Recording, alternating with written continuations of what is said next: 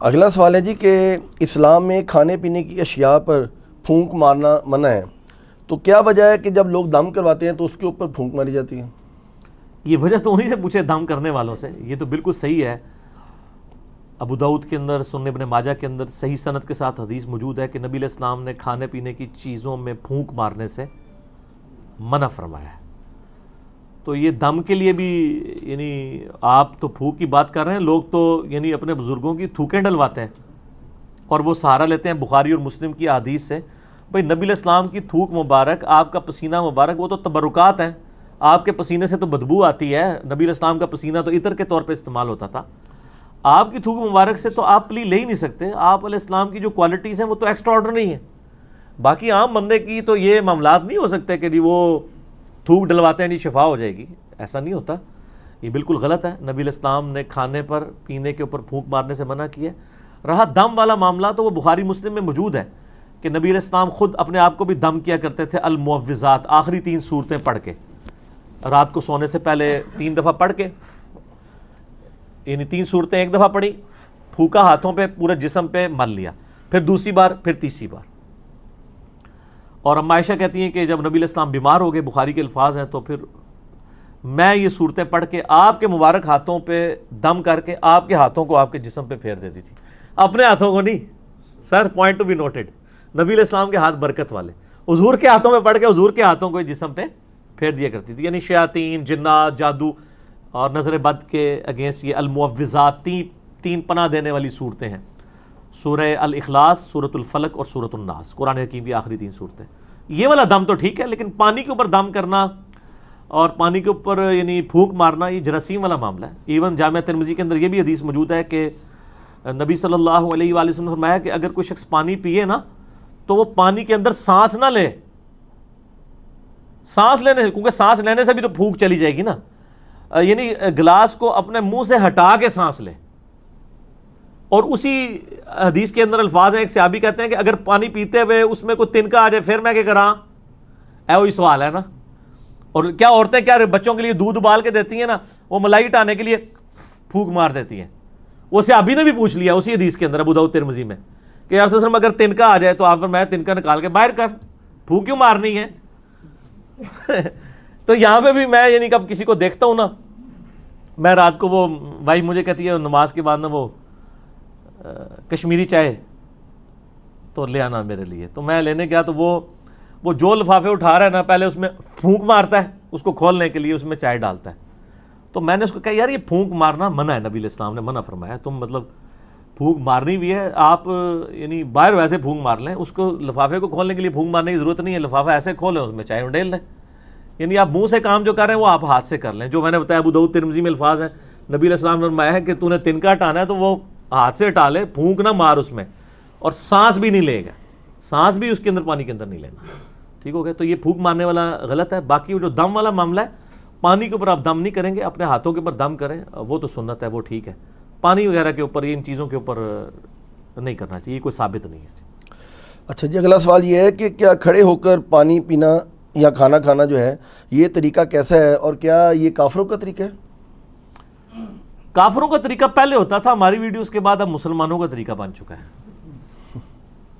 ہاں جی، آپ کو پتہ ہے وہ 2014 میں جب اسلام آباد میں ایک دھرنا چل رہا تھا پولیٹیکل جماعت کی طرف سے، اس دوران ڈاکٹر طاہر القادری صاحب بھی اس دھرنے میں شامل تھے. تو ڈاکٹر طاہر القادری صاحب دوائی استعمال کرتے تھے نا، تو وہ اب تقریر کے دوران کوئی دوائی آ گئی یا ان کا گلا پکڑا ہوا تھا، کوئی وہ ساشے گھول کے یا جوشاندہ کسی نے دے دیا، تو وہ کھڑے ہو کے نا یوں پی رہے تھے. 2-3 بار جب انہوں نے پیا نا تو ایک دن انہوں نے تقریر میں ان کو خیال آیا کہ میرے مرید کیا سوچتے ہوں گے کہ کھڑے ہو کے پانی پینا تو گناہ کا کام ہے. تو ہمارے پیر صاحب بھی کھڑے ہو کے پی رہے ہیں، تو انہوں نے کہا یہ میں جو پی رہا ہوں نا یہ سنت ہے. ہاں سر، میرے تو یہ تو گل آئے گی تو پھر میں سنت دساں گا، ورنہ پوری دنیا کو کہانی مسلمانوں نے یہی کرائی ہوئی ہے کہ کھڑے ہو کے پانی پینا گناہ ہے، کھانا کھانا گناہ ہے، کافروں کا طریقہ ہے. ایون اس کو چھوڑ دیں، کرسی میز پہ بیٹھنے کے بارے میں احمد بریلوی صاحب کا فتویٰ ہے کہ یہ انگریزوں کی مشابہت ہے. کرسی میز پہ بیٹھنا، چمچوں سے کھانا، پتہ نہیں یہ مطلب کیا کہاں رہے ہیں یہ لوگ. اچھا، تو وہ انہوں نے پھر کہا کہ نہیں یہ تو سنت ہے، اور انہوں نے کہا جی مولا علی بھی کھڑے ہو کے پانی پیا کرتے تھے. بس انہوں نے تو خیر اتنا بتایا، میں آپ کو پوری حدیث بتاتا ہوں. صحیح بخاری میں یہ حدیث موجود ہے کہ مولا علی رضی اللہ تعالیٰ عنہ علیہ السلام جب یعنی امیر المومنین بنے تو ظاہر ہے انہوں نے دارالخلافہ کوفے میں شفٹ کر لیا تھا. تو آپ کی عادت تھی کہ آپ ظہر سے لے کے مغرب تک نا نمازوں کے اوقات کے لیے مصلی پہ آتے تھے، اس کے بعد ممبر پہ چڑھ کے لوگوں کو مسائل سکھایا کرتے تھے دین کے. ایون لوگ تابعین آ کے وضو کا طریقہ بھی سیکھا کرتے تھے، بالکل بیسک چیزیں بھی. تو مولا علی علیہ السلام نے ایک دن یعنی وہ اپنے مسائل ظہر کے بعد بیان کر رہے تھے، اس دوران وضو کر کے بتایا لوگوں کو، وضو کا طریقہ سکھایا. اور اس کے بعد جب وضو کا جو پانی بچ گیا تھا نا، اس کو کھڑے ہو کر پیا اور فرمایا یہ میں نے کھڑے ہو کے پانی اس لیے پیا ہے کیونکہ میں نے کوفے میں لوگوں کو دیکھا ہے کہ وہ کھڑے ہو کے پانی پینے کو معیوب سمجھتے ہیں، جبکہ میں نے نبی صلی اللہ علیہ وآلہ وسلم کو خود کھڑے ہو کے پانی پیتے ہوئے دیکھا ہے. اچھا وہ سر زمزم نہیں تھا، اس میں بھی مولویوں نے نا پخ چھوڑ دی. انہوں نے کہا جی وضو کا بچا ہوا کھڑے ہو کے پی سکتے ہیں، عام حالت میں نہیں پی سکتے. یہ گورے کو جب بتائیں گے نا تو وہ تو آپ کے اوپر ہنسے گا، آپ کا مرید تو چپ کر جائے گا، وہ پوچھے گا یہ کون سا طریقہ ہے بھائی، پانی تو پانی ہے. چلے زمزم کو آپ نے لادا کر لیا. بخاری مسلم میں یہ حدیث موجود ہے کہ نبی علیہ السلام نے زمزم کو کھڑے ہو کے پیا. ہمارے نزدیک تو وہ دلیل بھی کھڑے ہو کے لیے کافی تھی. زمزم بیٹھ کے بھی پی سکتے ہیں، زمزم کھڑے ہو کے بھی، دونوں سنت طریقے ہیں. مولا علی نے اس میں فرمایا کہ تم معیوب سمجھتے ہو کھڑے ہو کے پانی پینے کو، کیٹاگوریکل مینشن کیا.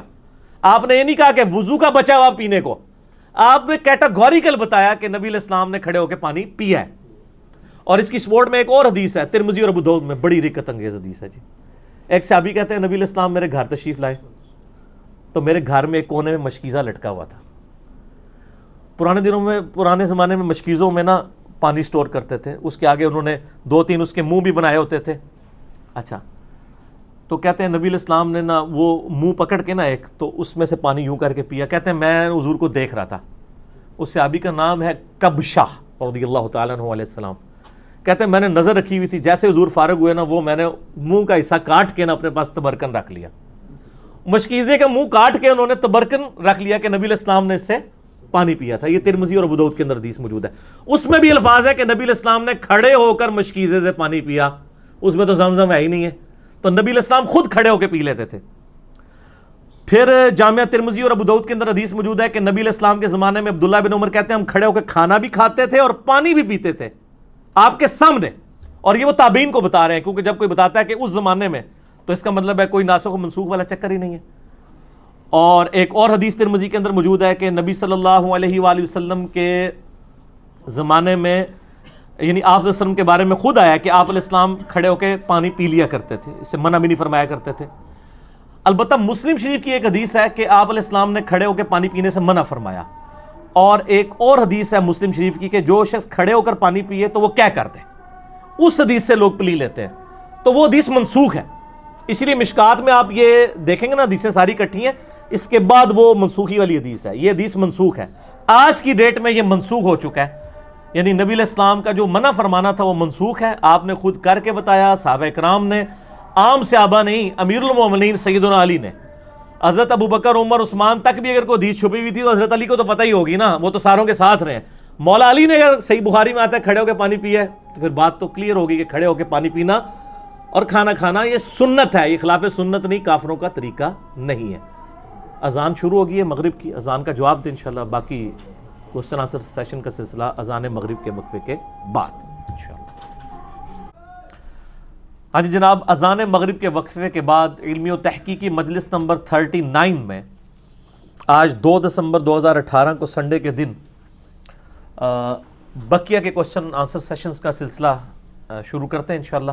اگلے سوالات جی اگلا سوال یہ ہے کہ پانی کو 3 سانس میں پینے کا طریقہ جو ہے وہ بیان کر دیں، کیونکہ آج کل ایک ویڈیو آئی ہوئی ہے کسی صاحب کی، تو وہ ایک گھونٹ جو ہے وہ غالباً 1-1.5 منٹ کے اندر پی رہے ہیں اور سانس بہت ان کو جو ہے نا وہ پھولتا ہے. تو وہ کہہ رہے ہیں کہ یہ اصل طریقہ ہے اندر جو ہے نا وہ، وغیرہ دنیا کا ہر بندہ جو پانی پی رہا ہے سنت طریقے کے مطابق بھی، تو اصل میں تو وہ پانی کا جو آپ کا اس کے دوران سانس آتا ہے تو وہ اندر جا رہا ہے.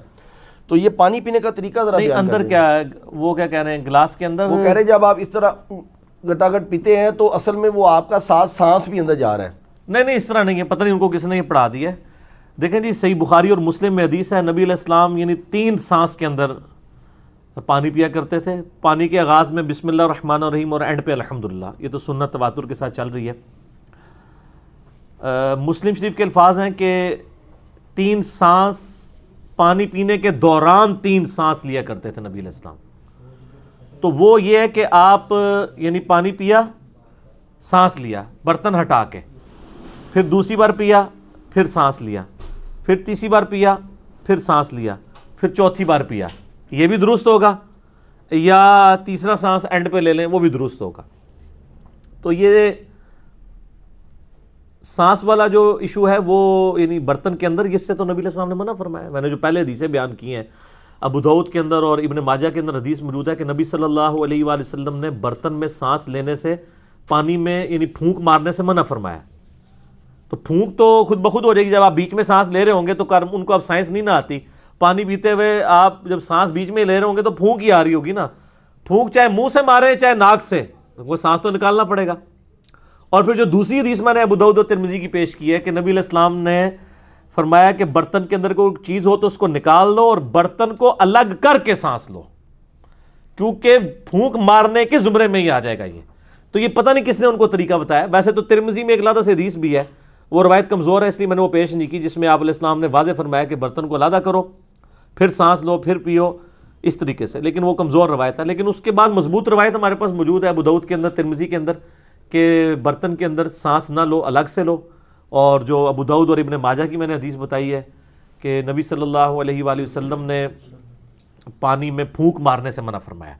پھونک چاہے منہ سے جائے چاہے ناک سے جائے، دونوں ہی غلط ہے. تو یہ سانس لینے کا طریقہ یہ ہے کہ برتن سے الگ کرنا ہے، اور وہ آپ نے ایک ہی سانس کے اندر نہیں پینا. بلکہ مسلم شریف کے الفاظ ہیں کہ یہ زیادہ زود ہضم ہے یہ چیز کہ آپ سانس لے کے. اور سانس لینے کا مقصد یہ تو نہیں تھا کہ اب آپ پانی پی رہے ہیں تو بیچ میں ہی سانس لیں، یعنی وہ وقفہ کرنا ہے، یعنی پیا سائڈ پہ کیا، پھر پیا، پھر سائڈ پہ کیا، اس طرح 3 بار کر لیں.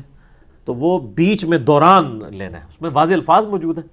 پتہ نہیں کس نے ان کو، ادھر تو ہر طرح کی چیز بک رہی ہے جی. ہم تو صرف سمجھا ہی سکتے ہیں نا. جن کو نہیں سمجھ ان کو کہیں گے کہ آپ اس طرح کریں. مشکات المصابیح کی جو دوسری جلد ہے نا، یہ سائیکلوپیڈیا آف حدیث ہے.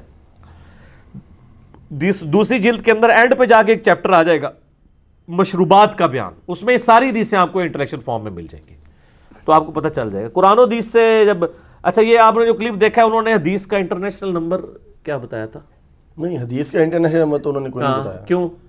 تو وہ پھر آپ وہ فرماتے ہیں نا، فرماتے کو اپنی جیب میں رکھے نا. ہم تو آپ کو جو جو چیز بتا رہے ہیں وہ نکلے گی. تو تسی بھی ہر گڈی دے مگر نہ ٹر پیا کرو. اگر کوئی گل کرتا ہے نا، انہوں ہی پوچھا کرو کہ سر کتنے لکھا ہے. اس طرح تو کل کو کوئی بندہ جو ہے وہ پانی پینے کا کوئی اور طریقہ ایجاد کر دے گا تو پھر میرے پاس سوال لے کے آ جائیں گے. سوال ان سے پوچھیں جو ڈیوائز کر رہے ہیں. ہم سے آپ جرنل پوچھیں کہ سنت طریقہ بتا دیں، ہم بتا دیں گے. جب وہ بتا رہے ہیں ان سے پوچھیں کہ انہوں نے کہاں ہی پڑھا ہے. وہ تو صحیح الاسناد حدیث کے بالکل خلاف ہے. جب پھونک مارنے سے منع کر دیا، سانس لینے سے منع کر دیا، تو ہر چیز بیچ میں منع ہوگی. بیچ میں نہیں لینا، الگ سے لینا.